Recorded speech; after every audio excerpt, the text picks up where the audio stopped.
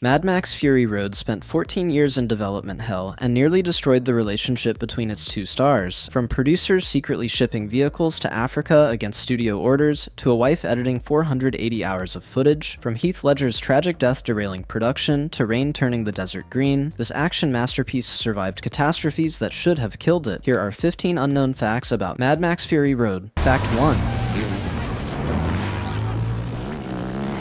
Mad Max Fury Road was originally scheduled to film in Broken Hill, Australia, the same stark desert location that provided backgrounds for the earlier Mad Max films. The production spent years preparing. Studios were purpose-built specifically for the production. Roads were constructed for chase sequences, equipment was staged, everything was ready. Then nature intervened in the worst possible way. Just before filming was supposed to begin, Broken Hill received its first significant rainfall in 18 years, more than half the time since the original Mad Max's 1979 release. The timing couldn't have been worse. The rain transformed the barren desert landscape into something completely unusable. Flowers bloomed across the previously desolate terrain. Plants and greenery covered areas that were supposed to look apocalyptic and lifeless. The desert had turned green. George Miller's entire aesthetic vision depended on arid, barren wasteland. A lush, blooming desert contradicted everything the film needed visually. Miller had no choice but to completely relocate production. After extensive location scouting, the production moved to Namibia in Southwest Africa. The unexpected rainfall delayed filming for years and added millions to the budget. Sometimes nature has the worst timing imaginable. Fact 2.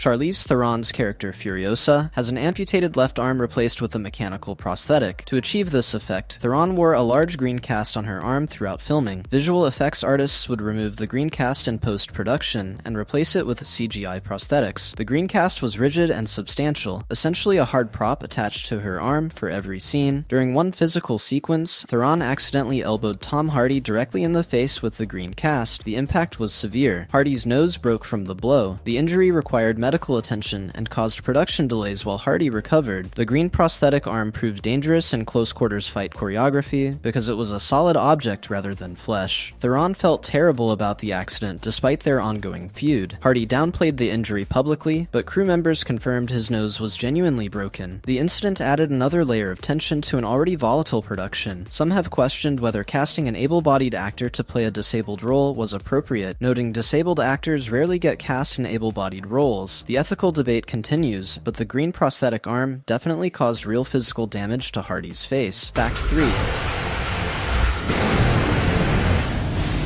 Warner Brothers studio executives made one thing absolutely clear during Mad Max Fury Road's troubled development. They would not film in Africa because it presented too much risk. The studio wanted to maintain control and minimize logistical complications. Producer Doug Mitchell heard their concerns and nodded politely. Then he completely ignored their orders. According to executive producer Chris DeFaria, in Kyle Buchanan's book Blood, Sweat, and Chrome, Doug Mitchell's answer to the studio's refusal was essentially to put all the custom-built vehicles on a boat and send them to Africa anyway. The crucial detail: Mitchell failed to tell the studio the boat had left port before they could stop him. By the time Warner Brothers discovered what happened, the vehicles were already crossing the ocean. Art director Richard Hobbs described the massive undertaking. The ship contained 72 containers full of equipment and gear, not counting the vehicles themselves. The custom Mad Max vehicles didn't fit in standard containers or on the backs of trucks. The production had to build custom freight boxes just to transport them. Mitchell's rogue decision forced the studio's hand. They had to let production proceed in Namibia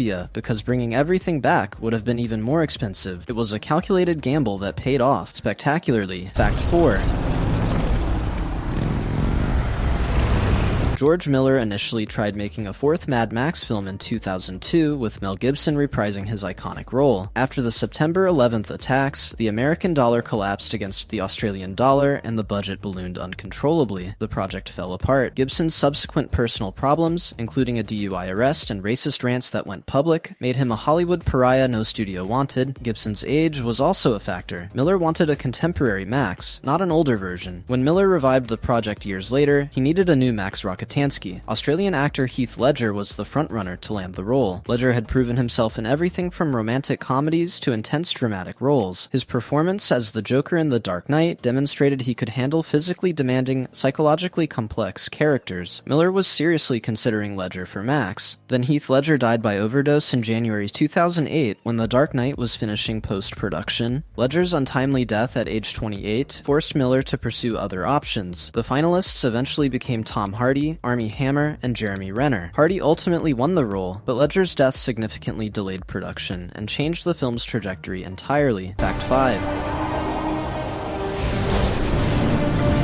Director George Miller recruited his wife Margaret Sixel to edit Mad Max Fury Road, despite her lack of action film experience. Miller felt she could make the film stand out precisely because she wasn't invested in copying other action movies. Then he dumped 480 hours of raw footage on her. Miller joked at the DVD launch that Margaret still hasn't forgiven him for the overwhelming task. To put that in perspective, 480 hours equals 20 full days of continuous footage that needed to be watched, organized, and assembled into a coherent 2-hour film. Sixel spent 3 months just watching all the footage before beginning actual editing work. Miller used numerous cameras during filming, including cheap Canon cameras they could buy at African airports for $1,500 if they got damaged. Unlike expensive traditional film cameras costing $250,000, digital cameras were disposable. Miller placed cameras everywhere during the elaborate stunt sequences. He just put them on vehicles and let them roll. The principal cameras captured key action, but the extra little cameras often provided crucial moments that bridged cuts. The final film contains approximately 2,700 cuts in 120 minutes, about 22.5 cuts per minute. Sixel won an Academy Award for Best Film Editing, completely vindicating Miller's controversial choice. Fact 6. The production built more than 150 custom vehicles specifically for Mad Max Fury Road. Each vehicle was a unique work of art designed by the art department and brought to reality by skilled mechanics. The war rig alone was an engineering marvel. A Tatra T815 truck with the cabin pushed back to accommodate a second Chevrolet Fleetmaster cabin, plus a Volkswagen Beetle fused atop the structure as a turret. Massive steelwork and 2 V8 engines distributed power to 3 axles. Of those 150 plus custom vehicles, at least 75 were completely destroyed during filming. Explosions, crashes, and stunts obliterated half the fleet. After filming Wrapped in Africa, a chunk of the crew headed to Burning Man in California, pilfering whatever scrap metal they could bring into the desert. Very meta. The remaining drivable vehicles won't see public roads anytime soon. Insuring and registering something 9 feet tall and powered by 3 engines would be nearly impossible. George Miller admitted his daily driver is a modest Lexus hybrid, quite different from the apocalyptic war machines his film created. The destroyed vehicles represented millions of dollars of custom fabrication work that existed purely to be cinematically obliterated. If you want more videos like this, subscribe, like, and comment what movie you want us to cover next. Fact 7. Cinematographer John Seale was 70 years old and completely retired when George Miller approached him about shooting Mad Max Fury Road. Seale had enjoyed a legendary career, winning an Academy Award for The English Patient and receiving 4 additional Oscar nominations. He'd retired and was enjoying life away from grueling film productions. Miller personally convinced Seale to come out of retirement for Fury Road. The project sounded too ambitious and unique to resist. Seale agreed and spent months in the Namibian desert capturing some of the most stunning action cinematography ever filmed. Seale explained that something like 50 or 60% of the film doesn't run at the traditional 24 frames per second. George Miller would slow footage down whenever he couldn't understand what was happening in the shot. The variable frame rates created Fury Road's distinctive visual rhythm. Seale's work earned him his 5th Academy Award nomination for Best Cinematography. Not bad for someone who came out of retirement at age 70. The Oscar nomination proved Seale still operated at the absolute peak of his craft despite his age and retirement status. Fact 8.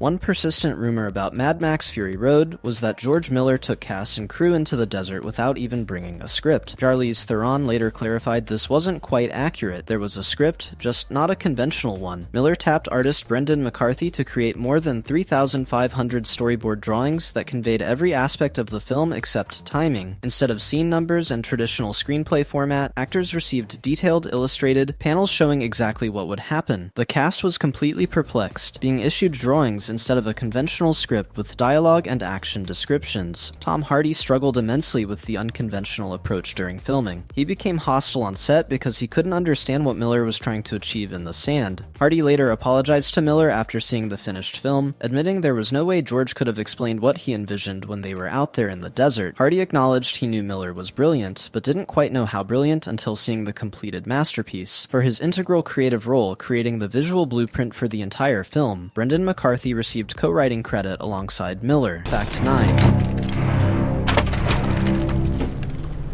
Tom Hardy and Charlize Theron argued constantly during Mad Max Fury Road's production, creating one of Hollywood's most notorious on-set feuds. He became hostile on set because he couldn't understand what Miller was trying to achieve in the sand. Hardy has damage to him, but also brilliance that comes with it. Whatever was going on with Hardy at the time, he had to be coaxed out of his trailer repeatedly. Charlize was incredibly disciplined, a trained dancer whose precision showed in her performance, and always arrived first on set. Hardy would show up late frequently, disrupting the entire shooting schedule. Camera operator Mark Gilnick recalled Hardy arriving 3 hours late on one occasion. Theron waited in the war rig wearing full costume and makeup while the crew stood around. When Hardy finally showed up, Theron cursed him out for being disrespectful. After this confrontation, Theron demanded producer Denise DiNovi come to the Namibian desert to shadow her and ensure no further conflicts. Theron later explained their relationship was like two parents fighting in the front of a car while kids dealt with it in the back. It was horrible. Both actors have since taken accountability, citing the grueling production schedule and lack of trust in each other as contributing factors. Despite the animosity, their tension created authentic on-screen chemistry. Fact 10. Mad Max Fury Road features performers swinging on long poles attached to moving vehicles, the iconic polecats who fly through the air during high-speed chases. These stunts were extraordinarily dangerous, since most Mad Max stunts happened in single takes with no room for error. Riggers and performers operated under intense pressure. One mistake could kill someone. George Miller was terrified of hurting the cast and crew during the elaborate practical stunts. To ensure maximum safety, Miller recruited the crew that orchestrated the flying performers for both the Sydney and Beijing Olympics opening ceremonies. These were the world's best riggers, people who'd performed under ultimate pressure in front of billions of viewers with only one shot at glory. The Olympic riggers brought their expertise to the Namibian desert. The polecat performers trained for months to fly around on top of moving vehicles. The rigging had to support performers being thrown around at high speeds while vehicles crashed and exploded around them. Thanks to the Olympic-level safety protocols, nobody died during filming, despite the incredibly dangerous stunts. Miller's decision to hire the absolute best riggers in the world prevented what could have been multiple fatal accidents during the production's most spectacular sequences. Fact 11. Mad Max Fury Road could not have been made without digital cameras. This technological advancement fundamentally changed what Miller could accomplish. Traditional film cameras were expensive and fragile. If you smashed an Arriflex or Panavision camera during a stunt, you'd destroy $250,000 of equipment. Digital cameras changed everything. Miller could buy Canon cameras at African airports for $1,500 each. The production carried numerous spare cameras because they expected many to get damaged or destroyed. Footage saved to cards rather than film meant nothing was permanently lost, even if cameras were smashed. Each memory card held 40 minutes of footage. Because battles and events were staged for real with many vehicles, Miller just put cameras everywhere. The cameras could keep rolling for extended periods, while vehicles searched for correct lighting or scenery. Drivers could cruise through the desert with cameras recording continuously until finding the perfect shot. This wouldn't have been possible with traditional film due to cost and limited magazine capacity. Some cameras were hidden throughout vehicle interiors and outside trucks to capture extra footage. One cameraman joked that several cameras are still lost, buried in Namibia's sand. Digital technology made Fury Road's visual ambition financially feasible. Fact 12. Early concepts for Imperator Furiosa featured the character with long flowing hair. George Miller initially envisioned Furiosa with traditional feminine beauty markers. Charlize Theron read the script and studied the character extensively. She approached Miller with concerns about the hair design. Theron argued that Furiosa's life driving a truck through the desert made long flowing hair wildly impractical. Someone living in constant combat conditions wouldn't maintain elaborate hairstyles. The hair would get in the way during fights and mechanical work. It made no logical sense for the character. Miller listened listened to Theron's practical objections and immediately agreed. The decision to shave Furiosa's head became one of the character's most iconic visual elements. The buzzed head emphasized Furiosa's warrior status and rejection of traditional femininity. It made her look tough, practical, and unforgettable. Theron's willingness to shave her head for the role demonstrated her commitment. Many actresses would have resisted losing their hair for a part. The shaved head became so associated with Furiosa that when Anya Taylor-Joy took over the role for the prequel Furiosa, she also buzzed her hair. Theron's practical suggestion created an enduring character design. Fact 13. Mel Gibson originated the role of Max Rokitansky in 1979 and played the character in 3 films. When Tom Hardy was cast to continue Max's legacy, he felt obligated to acknowledge Gibson's iconic work. Hardy claims he met Gibson over lunch specifically to discuss taking over the role. The meeting could have been awkward or contentious. Gibson might have resented someone else playing his signature character. Instead, according to Hardy, Gibson gave him his blessing to continue Max's cinematic legacy. Gibson apparently supported the reboot and encouraged Hardy to make the role his own. Hardy's take on Max was significantly different from Gibson's interpretation. Gibson's Max was more verbal and emotionally expressive. Hardy's Max was taciturn, haunted, and almost feral. The different approaches actually worked in the film's favor, allowing Fury Road to carve out its own niche rather than attempting to duplicate Gibson's performance. As a teenager, Hardy had owned a dog named Max that was named after the original Mad Max movie. The dog died shortly before Hardy was cast in Fury Road. The coincidence felt like destiny bringing Hardy full circle back to the character. Fact 14.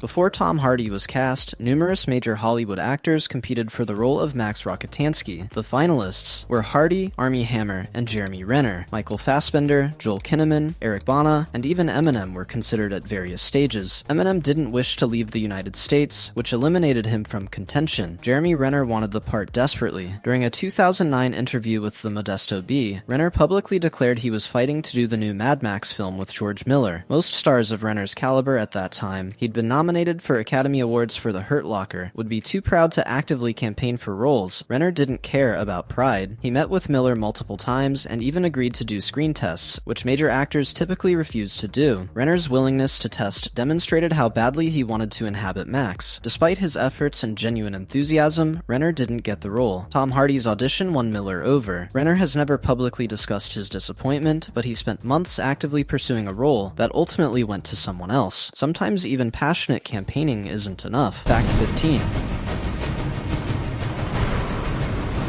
Mad Max. Fury Road had a production budget of approximately $150 million, though some estimates suggest $185 million when accounting for reshoots and overruns. The film grossed $154 million domestically and $224 million internationally for a worldwide total of $378.4 million. By normal standards, more than doubling your production budget represents success, but Hollywood math is complicated. Marketing costs for major blockbusters often equal or exceed production budgets. Fury Road required massive marketing given its 30-year gap since the previous film. Studios typically need films to gross roughly 2.5 times production budget to become profitable after marketing and distribution costs. Fury Road fell short of that threshold. Warner Brothers estimated the film lost $20 to $40 million, despite its seemingly impressive gross. The studio considered Fury Road a commercial disappointment. However, the film's critical acclaim was extraordinary. It received 10 Academy Award nominations, including Best Picture, and won 6 Oscars. The critical success and cult following eventually made Fury Road profitable through home video and streaming, but the initial theatrical run disappointed Warner Brothers financially, despite giving audiences one of the greatest action films ever made. Sometimes commercial failure and artistic triumph coexist. From Secret Shipments to Africa, to Broken Noses and Feuding Stars, Mad Max Fury Road survived catastrophes that should have destroyed it. The film that took 14 years and nearly killed everyone involved became an instant masterpiece. Sometimes, the most beautiful art emerges from absolute chaos and suffering. If you want more videos like this, subscribe, like, and comment what movie you want us to cover next.